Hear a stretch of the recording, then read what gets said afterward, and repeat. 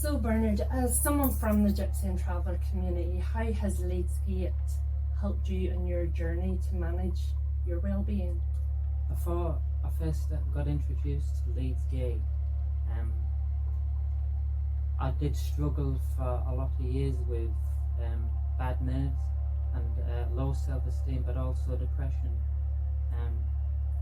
So I can remember the first time I ever found out about Leedsgate, it was through my sister. And how did you find your initial contact with Leedsgate? I found it very friendly and welcoming. You know, I didn't really know what to expect at first. But through the first thing I done, I think, was just working with a youth group, just doing a little bit, you know, making like little matchstick wagons and all that kind of stuff, doing a little bit with the woodwork and all that.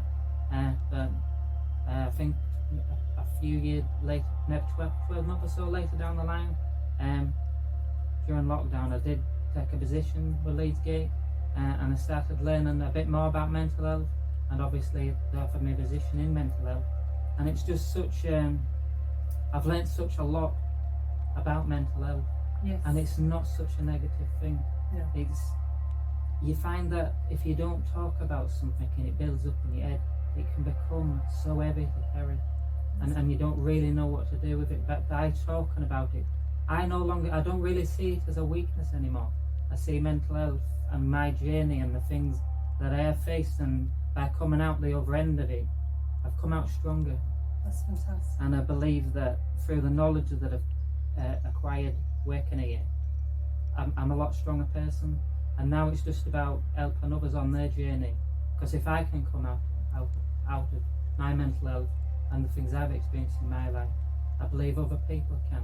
But it's just accepting the fact that when you are struggling, it's okay not to be okay, and it's okay to talk about it. That's true. In fact, it's good to talk about it, and it helps us. And we're all in this together. Life happens, and we have ebbs and flows in our daily lives. So it's really good, and it's brilliant to see how it's benefited you. How do you think that the strengths of the community benefit Leedsgate as a whole? Well, when I started working here, I realised that everybody works together so well. So if there is a problem that needs to be addressed, or there's something we need to go through, we can all go and work together well as a team to get the training we need to talk about more sensitive subjects. And the fact that we've got, you know, I struggled to, like when I first started working here, to be able to get a men's group off the ground, you know, I think that's a very good thing to do.